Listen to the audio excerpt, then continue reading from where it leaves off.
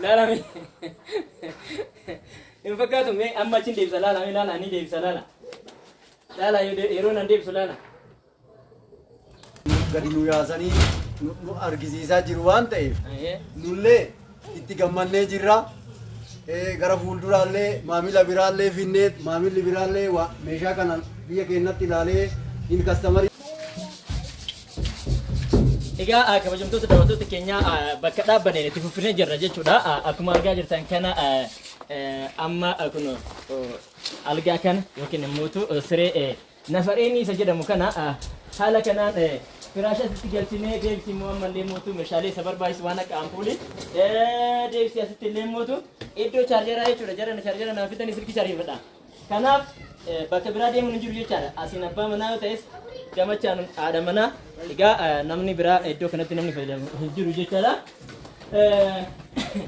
Iddoo lama qopheessinee ampuulii haala kanaan immoo gosuma suuraa isaa irra jiruun itti gashinee asiin immoo shaatariidhaan balbala isaa itti isaa irratti gashinee jechuudha. Hunda meeshaa kana bifuma fotoon nu ergame akkuma kanaan dura intarneetiin maatiin dhufanii yaada nu kennanii haala kanaan hojjannee xumurree baasnee jirra jechuudha. Haala kanaan hojjannee xumurree baasuu kenna nullee gammachuu guddatu nutti dhagahama.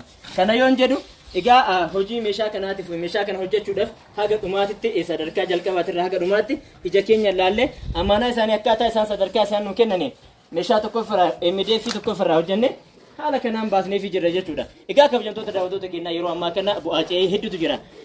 Manni mukaa nama yiisisa jechuudha. Akkatti mataa qabatee yeroo nama yiisisutu jira jechuudha. Maal jennaan gatiin meeshaa daballiin meeshaa guyyaa tokko keessatti qarshii 1,000 yoo dabalu deengadda qabdii namarraa fuutee har'a 1,000 natti dabale yoo jettu zaatis baay'ee ulfaataadha jechuudha. Kana mootu maatiin keenya hedduun isaanii nama nu jaalatanii filatanii dhufan waan ta'eef hedduu namaa wajjin marannee furmaata kaa'aa jirra jechuudha. Haa ta'uti garuu ammallee akkasutti manni keenya bareeduu qaba, hojiin keenya itti fufuu qaba. Eenyumtuu jireenya dhaabu jechuudhaan akkaataa yeroo jiru wajjin deemuudhaan kun ammas meeshaa kana haala kanaan hojjetaa namootaaf baasaa jirra jechuudha. Kabajamtoota daawwattoota keenya ammaan immootu obboleettiin keenya itti aansuudhaan Alamituun jechuudha. Maatiin isaanillee dhaabatanii sa'a kana dhaggeeffataa jiru. Meeshaa kana ibsa isaanii yoo goonu jechuudha. Alamituun meeshaa isii haala kanaan direesingii isillee hojjannee fi jirra jechuudha. Ishees ta'ee abbaa manaa ishee iddoo kana direesingii asirraa kosmoo adda addaa fudhatanii kiis isaanii kana keessa haala kanaan iddoo kanaan bananii fudhatanii as keessa waan jiru waan mistiras ta'ee waan akka warqii waan adda addaa kaa'achuu danda'u isaan suni achiin fudhatanii raawwatanii asitti immoo ittiin babbareedu jechuudha. Laalame maashaallah ni bareedaa namatti tola jechuudha. Wow, I am beautiful man.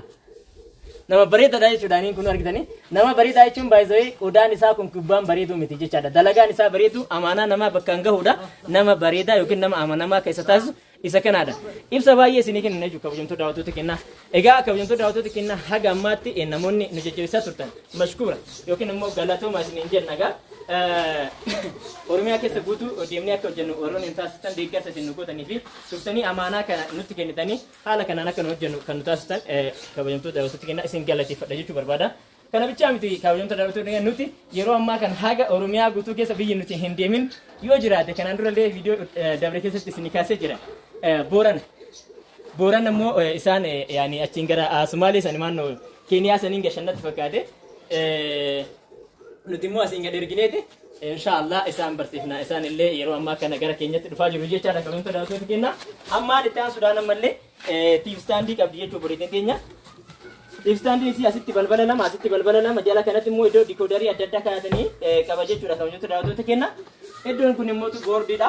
Boordii kanatti immoo televezyiinii guutumaan guututti asirratti fannifama. Abbaa inchii 43 illee qabachuu danda'a jechuudha. Abbaan inchii 43 asii kaasee hanga asitti meetira 1 fi seentimeetira 20. Abbaan inchii 43 garuu meetira 1 fi seentimeetira 10 ispeesii seentii 5 goonee jirra jechuudha. Asitti immoo waan itti aanu waan baay'ee raajii namatti ta'uu fi ija namallee hawwatu mana keessaa nama bareedu suuraa akkuma isaan nu erganiin haala kanaan biffee koornarii hojjannee fi jira. Biffeen koornarii kun namoonni hedduu nama gowwomsaa jiru jechuudha yeroo ammaa kana. Mee ilaalamee argitanii haala kanaan socho'a. Laakiin immootu mee qoyaamee ofiin haa socho'u irra dhaabadhee ofiin sochoosaa jechuudha. Mee qoyaamee riimiti yoo socho'u ni ilaaltan. Haala kanaan kaasaanu kana qofa rimuutiin sochoosaa jira agartanii. Lala mi. In fakkaatu mee amma achiin deebisa laala mee laala ani deebisa laala. Laala yeroo nan deebisu laala. In fakkaatu ni fakkaata laakiin capital X guddaadha. Kuni remote kanaan hin socho'u. Fakkeenyaaf viidiyoo biraa keessatti waan argeefin haala kanaan isin biraa isiniif hojjetaa jira jechuudha. Mee dhugaa isaa mootu asumaan as baafnaa jechuudha. Come on. Agartanii nama haga naga'utu duuba san jira jechuudha. Wanna kana keessa mee slaiderii kana keessa wanni kun kan ittiin qabame tokko lama sadii. Viidiyoo isaa daawwattoota keenya namoota meeshaa nurraa fuudhu dhufan kanatti agarsiiseen jira jechuudha. Akka nama remote banatnutti yeroo argisiisanii nama dogoggorsantu jira. Dogoggora akkanaa kanallee of eegaa isin jechuu barbaada. Egaa biffeen kun harkumaan haala kanaan banamee asilleen immoo haala kanaan banamee cufamaa jechuudha. Kabajamtoota daawwattoota keenya inni kun immoo asiin ijjataa qaba. Asiin immoo madattara adda addaa qaba. Haala kanaan hojjennee jirra. Meeshaa qulqulluu tahee meeshaa baay'ee bareedaa tahee fi akkaatama suuraa isaanii erganii shelfiiwwan isaanii haala kanaan sadarkaa kanaan itti goonee fi daawwitiin kun baay'ee yeroo hojjetamu jechuudha. Xiqqishoo wanni inni adda isa taasisumaa inni kan kanaan dura hojjetaa ture sun guutumaan guututti mastaawotiin kun haala kanaan fireemii hin qabu jechaadha. Waan isa qabu kana hin qabu jechaadha. So carraan cabuu isaa bal'aa ture. Amma garuu fooyyessinee akkaatama filannoo isheetiin nama biraafit yeroo ammaa kana hojjennee kan mana jirus jira jechuudha. Haala kanaan ejjataa fi fireemii itti goonee fi ilaalame wanni zaga'ame sun walitti deebi'ee iddoo tokkotti haala kanaan bareedee hojjetamee fi jira jechuudha. Egaa kabajamtoota daawwattoota keenya kana fakkaataa haga ammaatiin wajjin turuu keessaniif guddaa galatoomaa isiniin jedha. Itti aansuudhaan immoo ibsa gabaabaa isinii kennuudhaaf meeshaa lama kan maatiin alamitu bitanii dhiyeessan asitti dhiyaatee jira jechuudha. Egaa abbaa manaa alamitu illee kun as jira. Maatiin isaanii akkuma kanaan dura yaada viidiyoo jalqabaa irratti yaada nu kennan kunoo asii kaameraamaanii nu seenanii jiru jechuudha. Iddoo kanatti argamu. Qotamee yaada kennatti qishu ani irraa naasoo barbaada. Egaa kabajamtoota daawwattoota keenya akkuma argitan kana waan biraa haasa'uuf osoo hin ta'in meeshaan kun faan siistemii qabaa maalii qabaa jechuudhaan xiqqishoo haala nama dogoggorsan tokkoon yoo jiraatu taate isaan keessatti faan siistemii fi onili sadarkaan tokkoffaa fi lammaffaa meeshaan ittiin majlisin gassaalaan kun yookiin immoo maashinni kun addaan itti bahu moodeelii isaaniitii fi akkaataa oomisha biyya keessatti gaxxamamuu fi biyya alaatti gaxxamamuutti irratti hundaa'aa jechuudha yeroo baay'ee jechuudha. Meeshaan biyya alaatti gaxxamamee dhufe yeroo baay'ee maal ta'a isiniif fakkaate? Yaani akkaataa maashinni adda addaatii fi iddoon itti gaxxamamu sun garaagarummaa qabuun gatiin kan biyya keessatti gaxxamamee fi kan biyya alaatti gaxxamame garaagarummaa waan qabu malee waan addaa waan faan siistemii maalidha jedhanii baay'ee nama dogoggorsaniin kan jirre ta'uu isaa hubachiisuun barbaada jechuudha. Kabajamtoota daawwattoota keenya meeshaan kun baay'ee meeshaa asliidha. Meeshaa tokkoffaadha. Haa ta'u garuu leetira meeqa akka tahee fi leetirri meeqaa kun maal akka tahe hubachuun dirqama barbaachisa. Fakkeenyaaf firiijiin yeroo baay'ee duraan kan ittiin bitaa turre leetira 210 jennee binnaa leetira 240 70 200 fi maannu 300 fi 70 300 fi 50 akkuma san leetira 400 jennee haala sanii bitaa turre jechuudha.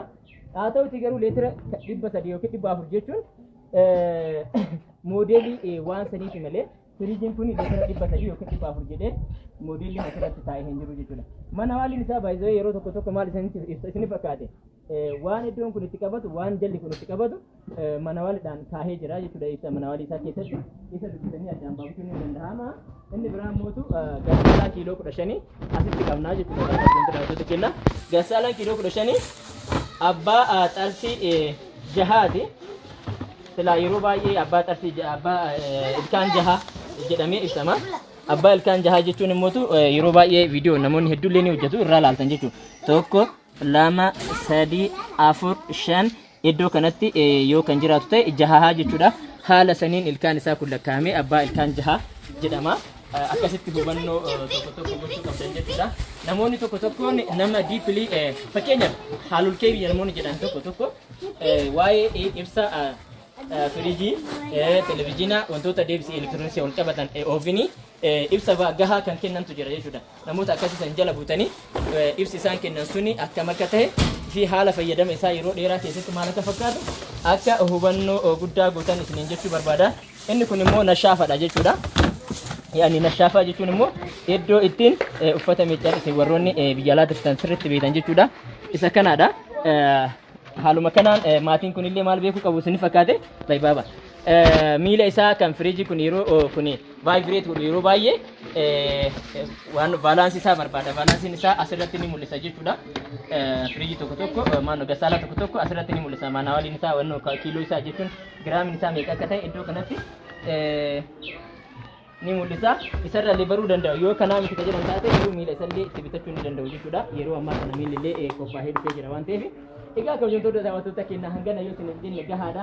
Maatiin kun guyyaa guutuu bira dhaabbatanii dadhabbii guddaa qabanii baay'ee nutti ulfaatanii jiru. Amma ni bulchitanillee ni bulchinallee isiniin jedha. Egaa kabajamtoota daawwattoota keenyaa nu jiraadha. Isin jaalannaa isin kabajnaa hagammaatiin hojii turuu keessaniif galatooma. Isinillee nu galatoma. Thank you.